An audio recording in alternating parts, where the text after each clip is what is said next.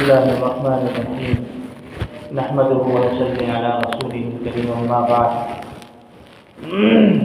جیسا کہ آپ کو پتہ ہے کل نصف شعبان کی رات تھی جو بڑی فضیلت والی ہے عبادت کے لحاظ سے، اور اس کے بڑے فضائل آئے ہیں۔ اگرچہ علماء نے اس سلسلے میں بڑا کلام کیا ہے، لیکن یہ کہ مجموعی حیثیت سے وہ بہرحال کچھ نہ کچھ فضیلت رکھتے ہیں۔ لیکن جو فضیلت کی رات ہے عام طور سے لوگ اس کو ہلڑ بازی میں اور اپنے دوسرے معاملے میں گزار دیتے ہیں۔ حالانکہ عبادت انسان کو کرنی چاہیے، چاہے وہ مختصر ہی ہو، اور اپنے گھر پہ کرنی چاہیے۔ عبادت کا مطلب یہ بھی نہیں ہے کہ صاحب پوری رات آپ عبادت کریں جیسے کہ لوگ سمجھتے ہیں، یہ مطلب بھی نہیں ہے اس کا۔ عبادت کا مطلب یہ ہے کہ آپ کر لیجیے جتنی آپ کی وقت وہ ہے۔ اگر آپ عبادت بھی نہیں کرتے تو خود فرض نماز پڑھنا بھی ایک عبادت ہے۔ بعض لوگ یہ کرتے ہیں کہ آج فرض نماز پڑھ لی اور پھر اس کے بعد وہ کوئی مطلب ہی نہیں، پھر نمازیں پڑھنے کا مطلب، یا آج رات کو جاگ گئے پھر اس کے بعد کوئی مطلب ہی نہیں، نہ نماز نہ روزہ۔ ارے آج ہی کے دن کوئی ہے اسلام صرف؟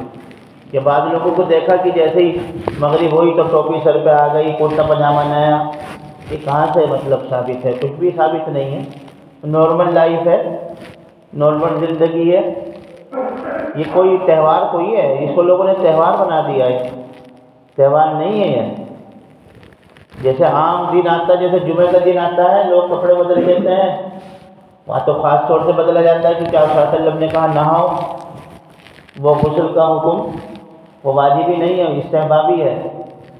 لیکن یہ خاص طور سے لوگ کپڑے بدلتے ہیں، وہاں ایسے نئے سننے میں یہ آیا ہے کہ نئے کپڑے خریدتے ہیں لوگ شب برات میں بھی، اس کو بھی عید کی طرح مناتے ہیں۔ تو کس نے بتایا؟ ہمارے ہاں تو صرف 2 عید ہے۔ آپ صلی اللہ علیہ وسلم نے ارشاد فرمایا کہ ہمارے سال میں 2 عید آتی ہیں، ایک عید الفطر ہوتی ہے اور ایک عید الاضحیٰ ہوتی ہے، بقرعید جس کو بولتے ہیں۔ اب لوگ پتہ نہیں اپنی طرف سے کہاں سے عیدیں منانے لگتے ہیں، تو اپنے لیے خود پریشانی کھڑی کرتے ہیں۔ جہاں تک قبرستان جانے کی بات ہے تو قبرستان جانے تو اچھی بات ہے، پسندیدہ بات ہے، لیکن برابر جانا چاہیے۔ رات کوئی مخصوص ہوئی ہے اس کے لیے، برابر جانا چاہیے۔ ہفتے میں انسان جائے یا پھر مہینے میں جائے یا 6 مہینے میں جائے، باقاعدہ اپنا نظام بنائے۔ جو آپ کے بڑے ہیں وہ منتظر ہیں واپس جو جا چکے ہیں قبرستان، تو اس سلسلے میں یہ آج ہی کے دن چلے گئے پھر نہیں پوچھنا ان کو، تو یہ آخر دین نہیں ہے۔ دین وہ نہیں ہے جو ہمارا مزاج ہو، دین وہ ہے جو آپ صلی اللہ علیہ وسلم سے منقول ہے۔ دین وہی ہے، آپ صلی اللہ علیہ وسلم سے محبت، آپ صلی اللہ علیہ وسلم کا طریقہ، وہ دین ہے۔ اس میں چاہے آپ کو وہ جو ہے کبڈی نہ لڑنی پڑے، جیسے مثال کے طور پہ کبڈی لڑنا دین نہیں ہے کہ صاحب آج پوری رات جاگ گئے، صبح کو حالت خراب، چڑچڑاپن لوگوں کے اندر کہ بھائی میں نے رات جاگا ہے پوری۔ کس نے کہا تھا تمہیں جاگنے کے لیے؟ کہ بیوقوف ہو تم؟ کس نے کہا تمہیں جاگنے کے لیے؟ کوئی یہ اس لیے کوئی ہے کہ رات، وہ اس لیے تھی کہ سکون سے اپنے جتنی تم عبادت کر سکتے ہو، فرض نماز بھی پڑھ لی، سنتیں بھی پڑھ لی، وہ بھی عبادت، صرف یاسین پڑھ لی وہ بھی عبادت، 2 رکعت پڑھ لی وہ بھی عبادت، کچھ بھی نہ پڑھا آپ نے، صرف فرض نماز پڑھ لی، عشاء کی نماز پڑھ لی، مغرب کی نماز پڑھ لی، فجر کی نماز پڑھ لی، آپ پوری رات عبادت میں۔ یہ کیا مخصوص رات آئی کہ ساری رات جاگنا ہی جاگنا ہے؟ نہیں صاحب تم کیوں نہیں جاگے؟ تم نے بہت بڑا گناہ کر دیا، تم نے روزہ کیوں نہیں رکھا؟ تم نے بہت بڑا گناہ کر دیا۔ ارے کوئی گناہ نہیں ہے۔ ایک صاحب نے مجھ سے باقاعدہ پوچھا کہ عبادت تو میں نے کر لی، روزہ نہیں رکھا، تو کوئی گناہ تو نہیں ہے؟ اس کا مطلب یہ عوام کے کانسیپٹ ہے ذہن میں کہ صاحب رات کو بھی جاگنا ہے اور صبح کو روزہ بھی رکھنا ہے۔ بالکل غلط ہے، ایک دم سرے سے غلط ہے۔ شریعت نے کچھ نہیں کہا ہے اس معاملے میں۔ شریعت یہ کہتی ہے، آپ صلی اللہ علیہ وسلم کا معمول شعبان کے مہینے میں سب سے زیادہ آپ صلی اللہ علیہ وسلم روزے رکھتے تھے، اور نصف شعبان میں عبادت کی بڑی فضیلت آئی ہے۔ یہ آپ صلی اللہ علیہ وسلم کا معمول تھا ایک موقع پر اپنی زندگی میں نصف شعبان، یعنی یہ شب برات میں، جس کو ہم بولتے ہیں شب برات، عرب میں نہیں بولا جاتا تھا، مدینہ میں نہیں بولا جاتا تھا، یہ صرف شب برات جو ہے انڈیا، پاکستان اور بنگلہ دیش کا وہ ہے، ورنہ آپ عرب میں کسی کو نہیں دیکھیں گے شب برات کہتے ہوئے۔ جو لوگ وہاں موجود ہیں ان سے پوچھیے آپ شب برات کیا چیز ہوتی ہے، انہیں نہیں پتہ، انہیں شب قدر پتہ ہے، لیلۃ القدر پتہ ہے انہیں۔ لیلۃ القدر، یہ جو حدیثیں ہیں لیلۃ القدر کی، لوگوں نے ہمارے ہندوستان جو سب کانٹیننٹل ہے علاقہ، وہاں پر لیلۃ القدر کی حدیثوں کو شب برات سے چشمہ کر دیا۔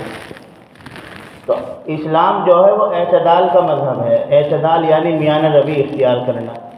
اسلام نہیں چاہتا کہ آپ بہت کبڈی لڑیں عبادت کے نام پہ، آپ جو ہے پوری رات جاگیں، پوری رات جو ہے پریشان ہوں، بلکہ جتنا بھی مختصر آسانی کے ساتھ آپ عبادت کر سکتے ہیں وہ عبادت کر لیں، اور اپنے جسم کو پریشان نہ کریں کہ پہلے جیسے واقعات آتے ہیں، لوگ پوری رات جاگتے تھے، نیند سے بچنے کے لیے اپنے بالوں کو باندھ لیا کرتے تھے، اپنے جسم کو باندھ لیا کرتے تھے کہ اگر جھونکا بھی آئے گا تو کھینچے گا کپڑا، اس سے ہماری نیند ٹوٹ جائے گی۔ ایسا کچھ نہیں، اسلام نے بہت اچھا طریقہ یہ سکھایا ہے کہ جتنا سکون سے تم عبادت کر سکتے ہو سکون سے عبادت کر لو۔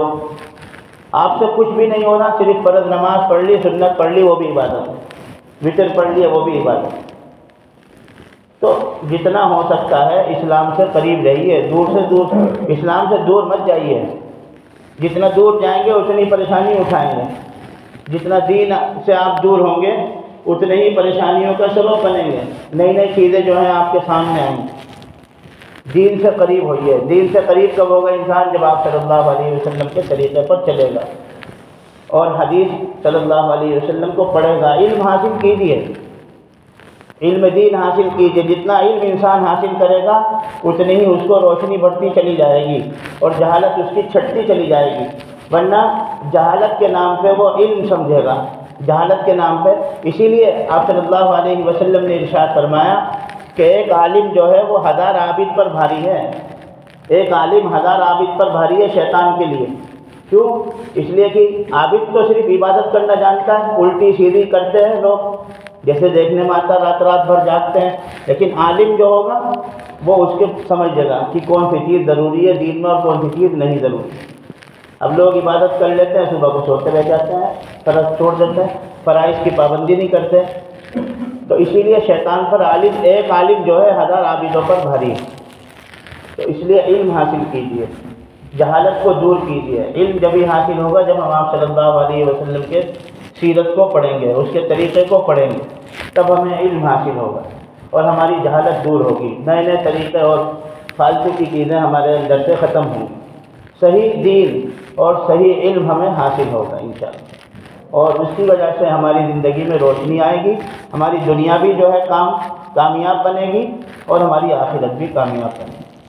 تو اللہ تعالیٰ سے دعا ہے کہ ہمیں صحیح طریقے سے علم حاصل کرنے کی توفیق نصیب فرمائیں، فہم سلیم اور بصیرت سے نوازے۔